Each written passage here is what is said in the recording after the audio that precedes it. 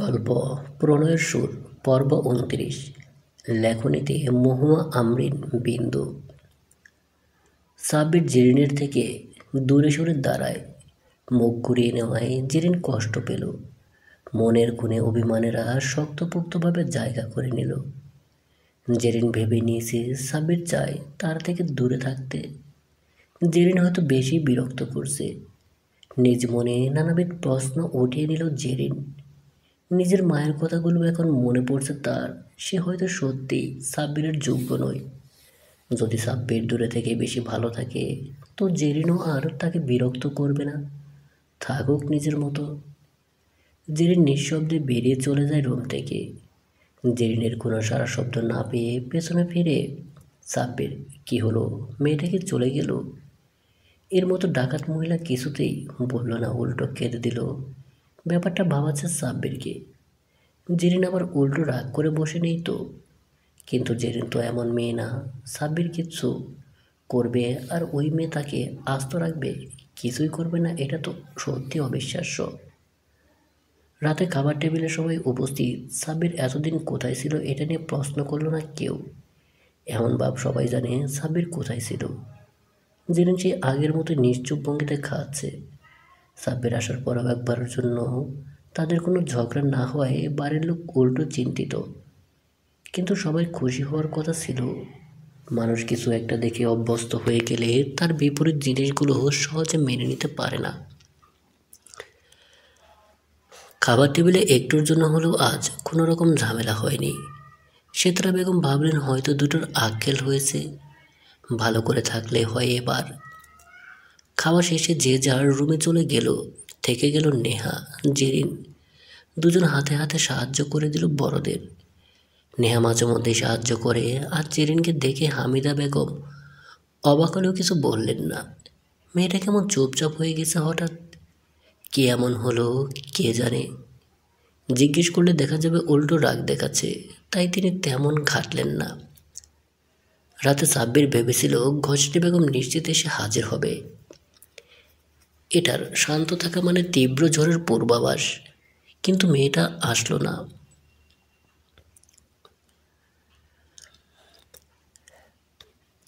জেরিন বিরক্ত হয়ে বসে আছে বারান্দায়। কেমন যেন এক বিদঘুটে অনুভূতিতে তলিয়ে যাচ্ছে তার মন। সাব্বির তো শুধুই ওর বন্ধু ছিল, ছোটবেলা থেকে একসাথে বেড়ে ওঠা। তাদের সম্পর্ক একটা ভালো দিক ছিল। কেউ কখনো কারোর কিছু লুকোতো না। স্বচ্ছ পানির মতো ছিল একজন অন্যজনের কাছে, যেখানে তাকালেই ভিতরে সব কিছু স্পষ্ট দেখা যায়। অনেক সময় এমনও হয়েছে কিছু না বলতেও সাব্বির বুঝে যেত জেরিন কি বলতে চায়। জেরিনের ক্ষেত্রেও এমন হতো। তাদের সম্পর্কের এরকম রংবদল হওয়াটা কি খুব বেশি জরুরি ছিল, যার ফলে ওদের মাঝে সৃষ্টি হয়ে গেল এক দূরত্বের দেয়াল। সাব্বির তো কোনোদিনও জেরিনের থেকে মুখ ফিরিয়ে নেয়নি। যতই ঝগড়া হতো, মারামারি করতো, দিন শেষে সব ভুলে যেত। ওই দিন ওইটুকু কথাতে সাব্বির এত বেশি কষ্ট পেল, যার জন্য এখন জেরিনের মুখ দেখাটাও পছন্দ করে না। জেরিন নিজের পরিবর্তন কিছুতেই বুঝতে পারছে না, উত্তর পাচ্ছে না। মনে এসে বাড়ি খাওয়া কিছু প্রশ্নের। কেন সে এতটা উতলা হচ্ছে সাব্বিরের জন্য? কেন মনে হলো সাব্বিরকে ছাড়া থাকতে পারবে না? ওর রুমে তো সে নিজেই যেতে চায়নি কখনো, তবে ইদানিং কেন এত ব্যয়াপনা করছে? সাব্বিরের সব বিষয় নাক গলানোটা ওর অপছন্দ হবে, এই সাধারণ জ্ঞানটুকু কেন নেই জেরিনের মাথায়? কিসের জন্য, কোন অধিকারে এত কিছু করছিল? আগের তুলনায় একটু বেশি বাড়াবাড়ি করে ফেললো না তো জেরিন? সাব্বিরের জন্য কি অন্য কোনো অনুভূতি জন্মালো মনে? কিন্তু এটা কিভাবে হতে পারে? সাব্বির তো বলছে বিয়েটা শুধু কাগজে কলমে, লোক দেখানো। ওদের সম্পর্কটা থাকবে আগের মতোই। তবে জেরিন কেন বাড়াবাড়ি করবে? সেও পারে নিজের আজে বাজে চিন্তাকে সাইডে রেখে নর্মাল থাকতে। জেরিন চায় সাব্বির যাতে ভালো থাকে, একজন ভালো বন্ধুর ন্যায় দায়িত্ব পালন করতে চায় জেরিন। সাব্বির ওর জন্য কিছু করলেও এতটুকু না করলে স্বার্থপরতা হয়ে যাবে। জীবনে ভালো থাকার অধিকার সবারই আছে। জেরিন তো ভালো আছে, থাকবে, তবে সাব্বির কেন নয়? জেরিন দরজা আটকাতে ভুলে গেছে। সাব্বির সেই কখন এসেছে জেরিনকে গভীর চিন্তায় ডুবে থাকতে দেখে ডাকেনি। চুপচাপ দেয়ালে হেলান দিয়ে বুকে হাত গুজে দাঁড়িয়ে আছে, পর্যবেক্ষণ করছে জেরিনের ভাবভঙ্গি। নিখুঁত ভাব দেখছে মেয়েটাকে। কিছু সময় পর পরে মুখভঙ্গি পাল্টে যাচ্ছে, কখনো ঠুটত, কখনো ব্রো কুঁচকে ফেলছে, কপালে ভাঁজ পড়ছে, মৃদুমন্দ বাতাসে উড়ছে খোলা চুল। চেয়ারে বসে রেলিংয়ে পা দিয়ে এক দৃষ্টিতে তাকিয়েছে আকাশের দিকে। সাব্বির থমথমে কণ্ঠে বলে উঠল, কি এমন ভাবছিস? মনে হচ্ছে দুনিয়ার সব মানুষের চিন্তা তুই একাই করে ফেলবি আজ। জেরিন হঠাৎ কারো কথা শুনে পেছনে তাকায়, হালকা হেসে বলল, তুই এখানে? সাব্বির পাশের চেয়ারটায় বসে বলল, আসতেই পারি। তোর কি হয়েছে? হঠাৎ তো চুপচাপ আছিস, কেউ কিছু বলেছে? না। কে আবার কি বলবে? সাব্বির কিছুক্ষণ এভাবেই তাকিয়ে রইল, চোখ ছোট ছোট করে। জেরিন তো কখনো কিছু লুকোয় না, আজকে এড়িয়ে যেতে চাইছে কেন? মেয়েটা কি রাগ করেছে এতদিন পর ওর সাথে কথা না বলাতে? তুই কি আমার উপর রাগ করে আছিস জেরিন? জেরিন হেসে বলল, রাগ করার মতো আবার কি করেছিস? রাত হয়েছে, জাগিয়ে ঘুমা। আমিও ঘুমাতে গেলাম। জেরিন কথাটা বলেই রুমে চলে গেল। সাব্বির হতবিহ্বল হয়ে বসে রইল। এখন তো মনে হচ্ছে নেহা আর বৃষ্টির কথাই শোনাই উচিত হয় নাই। এই মেয়ের মান অভিমান এখন কীভাবে ভাঙাবে? সাব্বির উঠে গিয়ে দেখল জেরিন কাঁথা মুড়ো দিয়ে শুয়ে পড়েছে। সাব্বির গিয়ে একবার পুরো খাটের চারপাশ চক্কর কাটল। জেরিনের মাথার কাছে গিয়ে সাব্বির ভাও করে উঠল। জেরিন তৎক্ষণাৎ উঠে বসলো, চেঁচিয়ে বলে উঠল, সাব্বিরের বাচ্চা, যা বলছি এখান থেকে।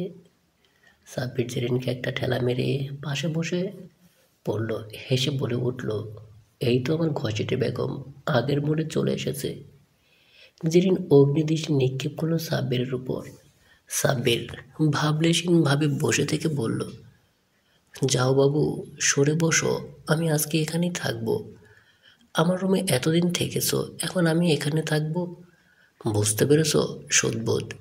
জেরিনটাকে ফোঁস করে উঠল, তুই কেন থাকবি? যা বলছি, তোর রুমে আর কোনোদিন যাব না। সাব্বির উল্টো রাগ নিয়ে বলল, মামাবাড়ি আপনার পেয়েছো বুঝি? যখন খুশি যাবে, যখন খুশি যাবে না, এটা তো আমি মানব না। আমার এখন তোকে ছাড়া ঘুম আসে না। চল বলছি, না হয় আমাকে থাকতে দে। জেরিনটাকে ফুসফুস করছে, তা দেখে সাব্বির মুচকি হাসছে। এই মেয়েকে তো আজকে যেভাবেই হোক রাগাতে হবে। এর হাতে মার না খেয়ে সাব্বিরের শান্তি লাগছে না। জেরিন আচমকা সাব্বিরের গলা চেপে ধরল। হঠাৎ করে এমন হয় সাব্বির ধাপ করে বিছানায় পড়ে গেল। জেরিন রাগে দাঁত চেপে বলল, তোর আমাকে ছাড়া কেন ঘুম আসবে না? নাটক করবি না একদম আমার সাথে। তোর রুমে কয়েকদিন গেছি বলে এখন কোটা দিচ্ছিস? বললাম না আরও যাব না, তাও জ্বালাতে কেন এসেছিস? আসার পর থেকে তোকে একবার খোঁচা মেরেছি আমি, বল? 15 দিন তো ঠিকই শান্তিতে ঘুমিয়েছিস, তখন আমাকে ছাড়াই তো ঘুমিয়েছিস। এখন এসব ফালতু কথা বলবি না। বদভ্যাস খুবই খারাপ জিনিস, বুঝেছিস? আমাকে অভ্যাস বানানো ছেড়ে দে, সুখে থাকবি। আমার থেকে দূরে থাকতে চাস, তাই তো চলে গিয়েছিস। আমিও চাই তুই ভালো থাক, আমি কিছু মনে করব না। তুই তোর মতো থাক, যা, আমি আর কোনোদিন বিরক্ত করব না তোকে। সাব্বিরের দৃষ্টি নিবদ্ধ জেরিনের মুখ পানে। জেরিনকে টেনে নিজের কাছে নিয়ে নিল। সাব্বির ডাল সামলাতে না পেরে জেরিনের পরে যায় সাব্বিরের দুহাত দিয়ে জড়িয়ে ধরল। জেরিন কাঁপা কণ্ঠে বলল, স্যার, আমার অস্বস্তি হচ্ছে। সাব্বির ফটাফট জবাব দিল, হোক, এখন থেকে অভ্যাস করে নিয়ে এভাবেই থাকতে হবে তোকে। মগের মূল্য পেয়েছিস, তোর ভাল লাগে না? স্যার তো, যা রুমে যা।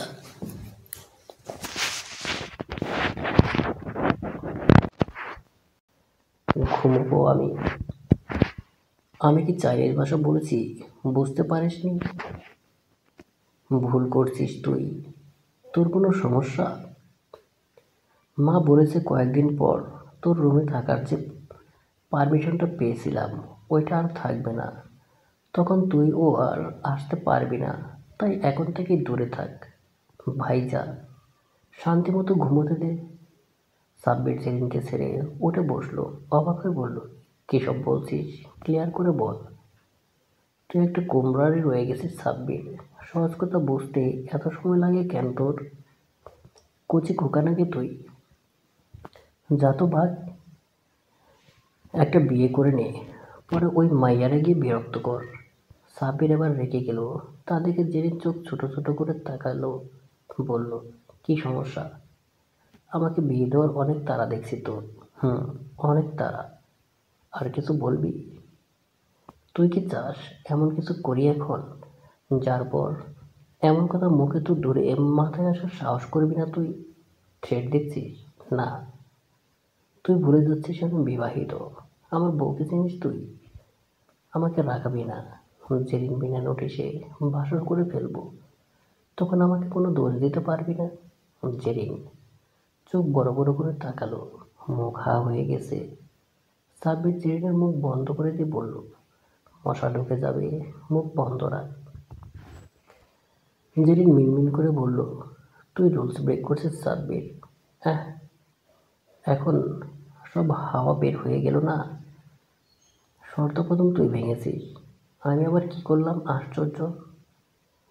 একটা কথা কান খুলে শুনে রাখ, তুই মানলেও তুই আমার বউ, না মানলেও, যদি ভালো মতো শান্তি বজায় রেখে চলিস, তো আমিও ভদ্রপোলা হয়ে থাকবো।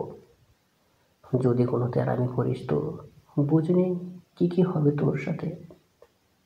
দেখ সাব্বির, আমাদের বিয়ে একটা দুর্ঘটনা, মাও চায় না এই বিয়েটা আর থাকুক, ডিভোর্স। সাব্বির ধমক দিয়ে বলল, চুপ, একদম চুপ। এই শব্দটা আরেকবার উচ্চারণ করবি না, মেজাজ খারাপ করবি না। আমার সাথে কেন থাকতে চাচ্ছিস? তোর সাথে ফুটবল খেলবো তাই। জেরিন বিরক্ত হয়ে বলল, মজা করবি না একদম। তুই তো আমার মুখ দেখাও পছন্দ করিস না, আবার বলছিস বউ।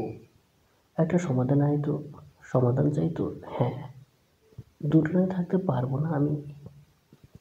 কীরকম কীরকম ফিলিংস হচ্ছে আজকাল, ওইটা তো সামাল দিতে পারছি না। আবার তুই বলছিস আরেকটা? সাবির হো হো করে হেসে দেয়।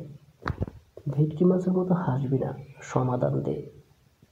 এতদিন আমাকে ছাড়া থাকতে কেমন লেগেছে, সত্যি সত্যি জবাব দে। খুবই জঘন্য। তোকে সামনে পাইলে না তখন এক কাঁচা খেয়ে ফেলতাম আমি। শালা কি এমন করেছিলাম, তোকে ভাব নিয়ে চলে গেলি কেন? নেহার বৃষ্টি বুদ্ধি, নেহার বৃষ্টির বুদ্ধি ছিল কি? সাবির আবার বলল, আমাকে ছাড়া থাকতে পারবি তুই? ধর তোর কথা মতো আমি আরেকটা বিয়ে করলাম, ওই মেয়ে কি তোর সাথে আমাকে মিশতে দেবে? আমাদের বন্ধুত্ব থাকবে? যখন তখন আমার রুমে এসে আমার উপর টর্চার করতে পারবি? আমি তোর উপর টর্চার করি? চুপ, আসল প্রশ্নের উত্তর দে গাধি। না। তোর বউ কেন, আমি হইলেই তো দিতাম না কাউকে আমার জামাইয়ের আশেপাশে আসতে।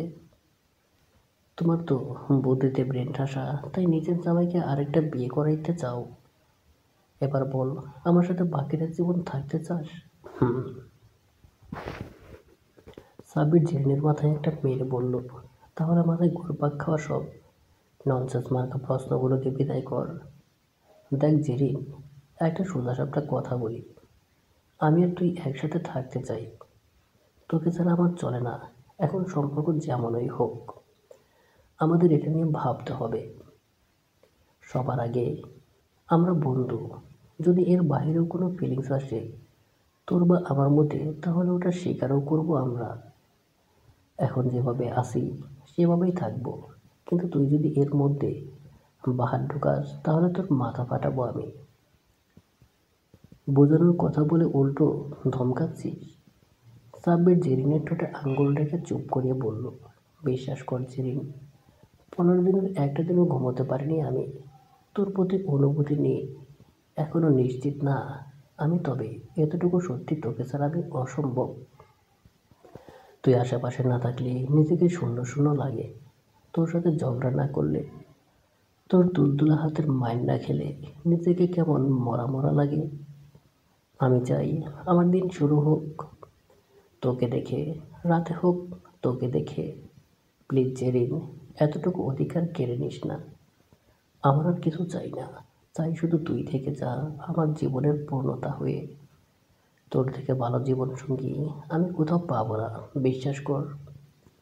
বল, থাকবি তো আমার বেটার হাফ হয়ে?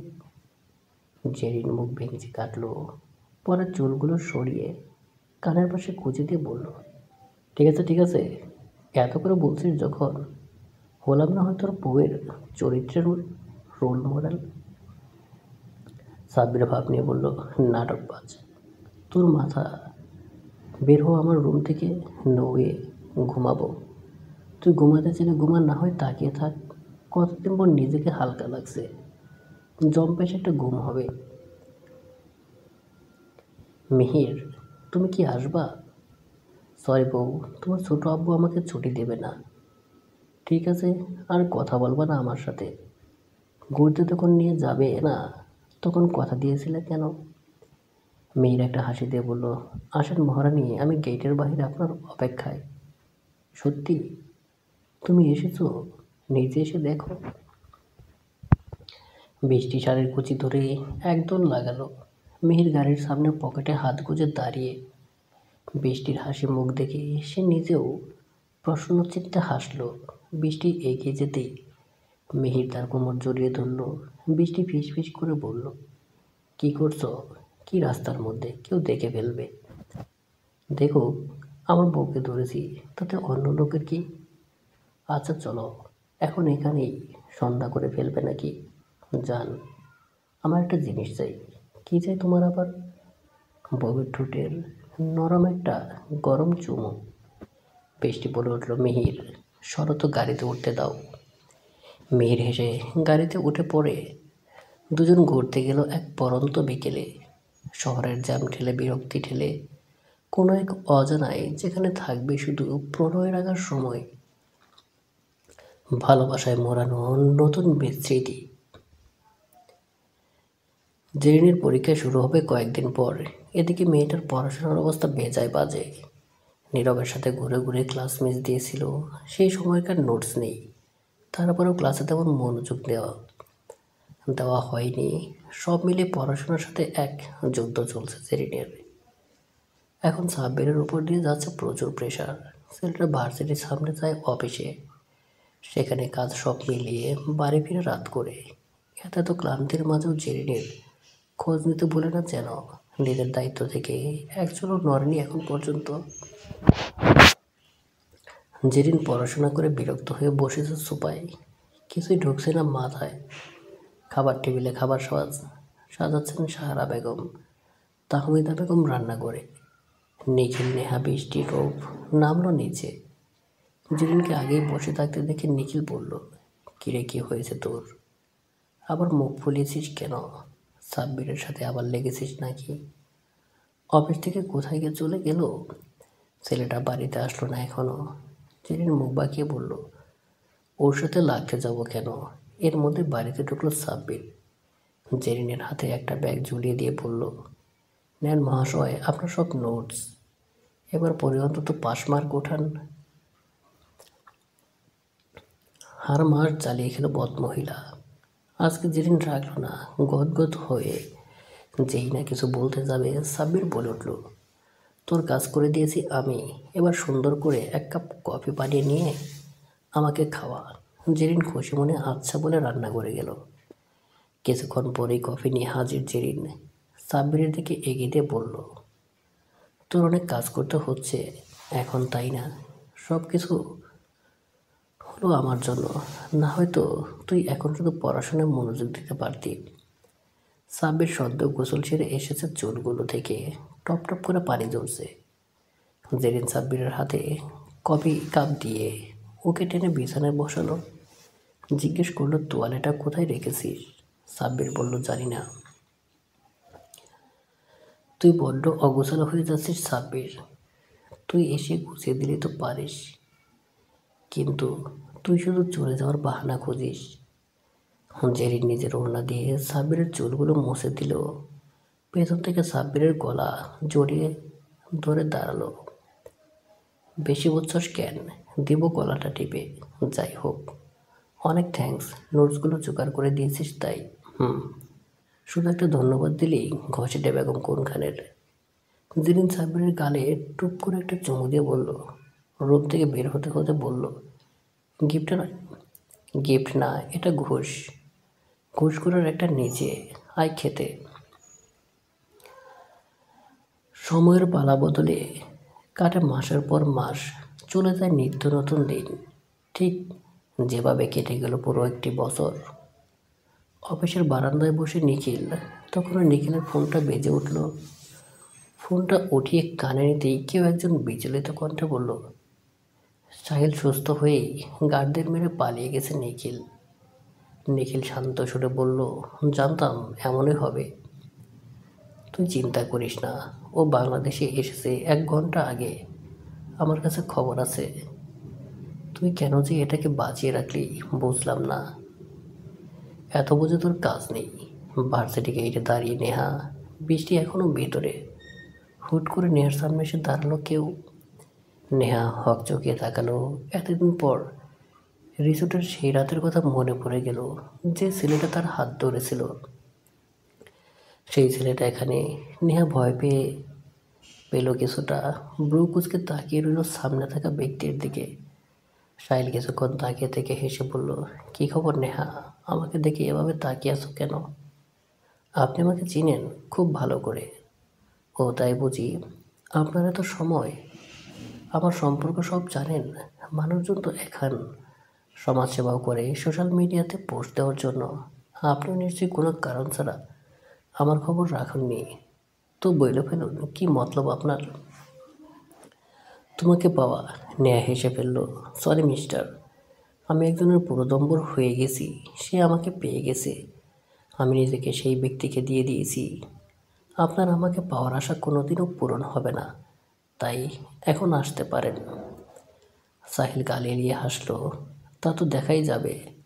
দেখা হচ্ছে খুব শীঘ্রই, তৈরি থেকো কিন্তু। নেহা বিরক্তি নিয়ে সেখান থেকে চলে গেল। তবে একটা জিনিস খুব ভাবাচ্ছে ওকে, ছেলেটিকে দেখতে অনেকটাই নিখিলের মতো। কিছু কিছু পার্থক্য আছে, তবে খুব ভালো করে দেখলে পার্থক্য করা হয়তো মুশকিল হবে। নেহাকে নিখিল ফোন দিয়ে বলেছে, আজ তৈরি থাকবি, তোকে একটা সারপ্রাইজ দেব। নেহা তো খুশিতে মন ভরে সেজেছে। খয়েরি রাঙা শাড়িতে সাদা পাড়ে নেহাকে ভীষণ মানিয়েছে শাড়িটাতে। আজ বৃহস্পতিবার, বিকেলে চলে আসার কথা নিখিলের। বসার ঘর থেকে আওয়াজ ভেসে আসছে। নেহা ভেবেছে নিখিল হয়তো চলে এসেছে। নিখিলকে দেখার জন্য এক প্রকার দৌড়ে সিঁড়ি বেয়ে নামছে, কিন্তু সে সিঁড়িতে এসে নেহার পা থমকে গেল। বসার ঘরে সোফায় সাহিল বসে, মধ্যবয়স্ক পুরুষ ও মহিলা। সাহিল অপলক তাকিয়ে আছে নেহার দিকে। নেহার যেন গা গুলিয়ে আসলো এরকম পরিবেশ দেখে। সোফায় বসা শাহ আলম চৌধুরী, শহীদুল চৌধুরী মুখও থমথমে। নিখিল এখনো আসেনি। দোতলার করিডোরে বৃষ্টি, জেরিন, হামিদা বেগম, তাহমিদা বেগম, সাহরা, সে তার মুখ চাওয়াচাওয়ি করছে।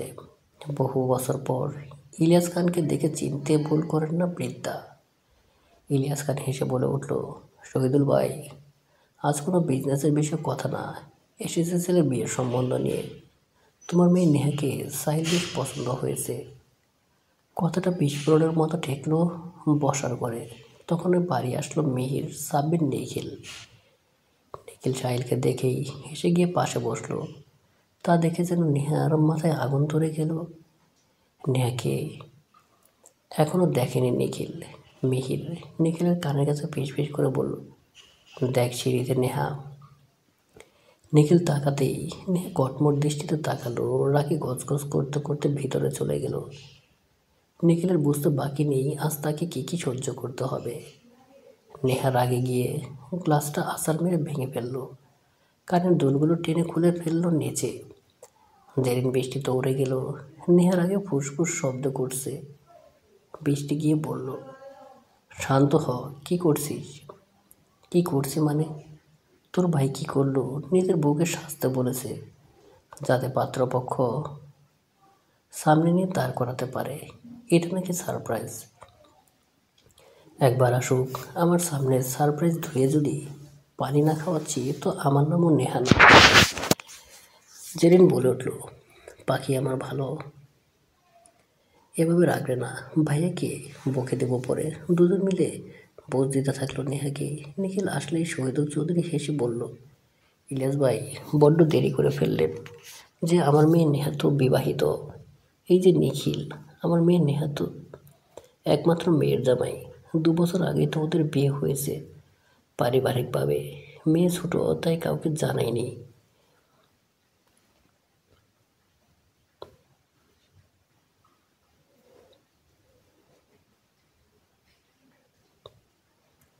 আমরা সামনের মাসে তো ওদের রিসিপশন, কয়েকদিনের ভেতরেই তো সবাইকে জানাতাম। সাহিল যেন রেগে ফেটে পড়েছে। নিখিল মেহমুদ চৌধুরী এভাবে হাটে হাড়ি ভেঙে দিল, কিছুতেই মানতে পারছে না সে। এমনকি বিজনেসের ক্ষেত্রেও সবচেয়ে বড় ডিলটা ওরা পেয়েছে। পরপর 2টা হার, যেন মানতে পারছে না কিছুতেই। চলবে। প্রিয় দর্শক, গল্পটা কেমন লাগলো তো অবশ্যই কমেন্ট করে জানাবেন। গল্পটি ভালো লাগলে চ্যানেলটি সাবস্ক্রাইব করে সাথেই থাকবেন। ধন্যবাদ সকলকে। ভালো থাকবেন, সুস্থ থাকবেন। আল্লাহ হাফেজ।